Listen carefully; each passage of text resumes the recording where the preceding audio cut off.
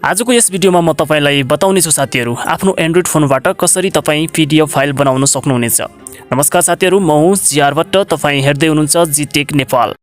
साथीहरु, हाम्रो यस जिटेक नेपाल च्यानललाई सब्स्क्राइब गर्नुहोस् र नजिकको घण्टीलाई दबाई अल नोटिफिकेसन अन गर्नुहोस् सधैं नयाँ भिडियोको लागि।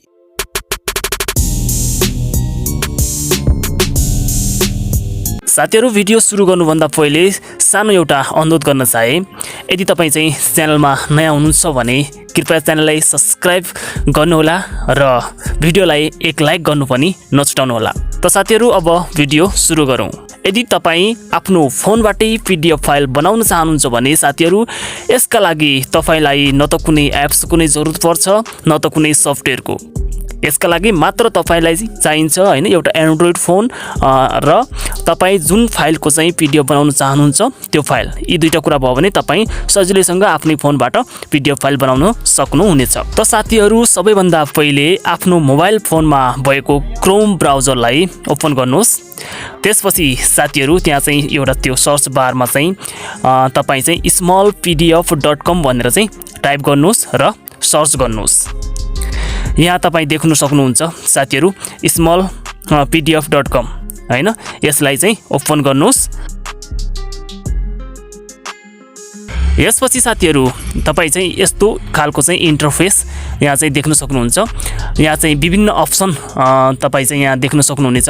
हामी चाहिँ यो पीडीएफ रिलेटेड धेरै कुराहरू यस साइटबाट चाहिँ हामी बनाउन सक्छौं। जस्तै पीपीटी फाइललाई चाहिँ हामी पीडीएफमा कन्भर्ट गर्न सक्छौं। त्यसैगरी चाहिँ जेपीजी फाइललाई पनि हामी चाहिँ पीडीएफमा चाहिँ कन्भर्ट गर्न सक्छौं र त्यसैगरी चाहिँ एक्सेल फाइलहरू छन् भने पनि त्यसलाई हामी पीडीएफमा कन्भर्ट गर्न सक्छौं। यस भिडियोमा म तपाईलाई चाहिँ आफ्नो एउटा चाहिँ जेपीजी हैन एउटा फाइललाई चाहिँ फोटोलाई चाहिँ म तपाईलाई चाहिँ पीडीएफमा कन्भर्ट गरेर देखाउँछु साथीहरु। यसका लागि तपाई यहाँ चाहिँ देख्न सक्नुहुन्छ, यहाँ जेपीजी टु पीडीएफ भन्ने यहाँ अप्सन छ। यसमा हैन यस अप्सनमा चाहिँ क्लिक गर्नुहोस् र यसलाई ओपन गर्नुहोस्। त्यसपछि यस्तो खालको चाहिँ इन्टरफेस आउनेछ साथीहरु। यसमा हामी तीन तरिकाबाट चाहिँ फोटो हैन जुन चाहिँ जेपीजी जुन फोटो छ हाम्रो त्यो तीन तरिकाबाट चाहिँ हामी यसमा चाहिँ चुज गर्न सक्छौं। एउटा चाहिँ ड्रप बक्सबाट जुन चाहिँ हामी जो अनलाइनहरु छन् त्यसबाट, अर्को भनेको चाहिँ गुगल ड्राइभबाट र अर्को भनेको यदि हाम्रो चाहिँ फोनबाट चाहिँ फोनको इन्टरनल स्टोरेज अथवा चाहिँ मेमोरी कार्डमा भएका चाहिँ फाइलहरुलाई चाहिँ हामी तीन तरिकाबाट चाहिँ हामी यहाँ चुज गर्न सक्छौं। म तपाईलाई चाहिँ यहाँ म फोनबाट चाहिँ चुज गरेर तपाईलाई देखाउन चाहन्छु।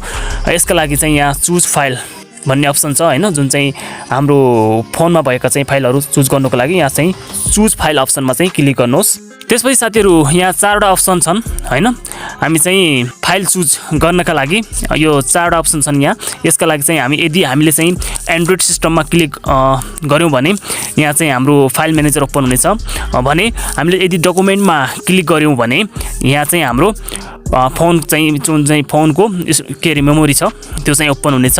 यहाँ चाहिँ मेरो फाइल चाहिँ डकुमेन्टमा छ हैन, त्यही भएर म यहाँ डकुमेन्टमा क्लिक गर्न चाहन्छु। तपाईको फाइल जुनमा छ त्यसमा चाहिँ क्लिक गर्न सक्नुहुन्छ तपाई। यहाँ मेरो चाहिँ डकुमेन्टमा छ, म डकुमेन्टमा क्लिक गर्छु। यहाँ म एउटा जेपीजी फाइल सिलेक्ट गर्न गइरहेको छु साथीहरु। सिलेक्ट गरिसकेपछि फाइल अपलोड हुन सुरु हुनेछ साथीहरु। अलिकति समय लाग्छ, जत्रो फाइलको साइज छ, फाइल जति ठुलो छ त्यति नै अलि टाइम लाग्छ। हाम्रो फाइल चाहिँ यहाँ अब अपलोड भइसकेको छ। अब चाहिँ यहाँ क्रिएट पीडीएफ नाउ भनेको छ हैन, यसमा चाहिँ क्लिक गर्नु पर्ने छ। यसमा चाहिँ क्लिक गर्नुहोस् र त्यसपछि हाम्रो चाहिँ जुन पीडीएफ हो त्यो जेनेरेट हुन सुरु हुन्छ साथीहरु। अब हाम्रो पीडीएफ फाइल चाहिँ हैन कन्भर्ट भइसकेको छ साथीहरु। अब यो पीडीएफ फाइल हाम्रो तयार भइसकेको छ। यहाँ चाहिँ तपाई देख्न सक्नुहुनेछ हाम्रो फाइल चाहिँ आइसकेको छ। यदि तपाई यसलाई अब डाउनलोड गर्न चाहनुहुन्छ भने यहाँ चाहिँ डाउनलोड भन्ने एरो देखाएको छ, यसमा क्लिक गर्नुहोस् र चाहिँ तपाईको चाहिँ यो फाइल डाउनलोड हुनेछ। साथीहरु, यसरी नै तपाई आफ्नो मोबाइल फोनबाटै कुनै एप्स अथवा चाहिँ सफ्टवेयर बिना नै आफ्नो चाहेको फाइलहरुको चाहिँ पीडीएफ फाइल बनाउन सक्नुहुनेछ। साथीहरु, आजको यो भिडियो तपाईलाई कस्तो लाग्यो? मन परेमा चाहिँ लाइक गर्नु होला र चाहिँ च्यानललाई सब्स्क्राइब गर्नु भएको छैन भने च्यानललाई सब्स्क्राइब पनि गर्नु होला।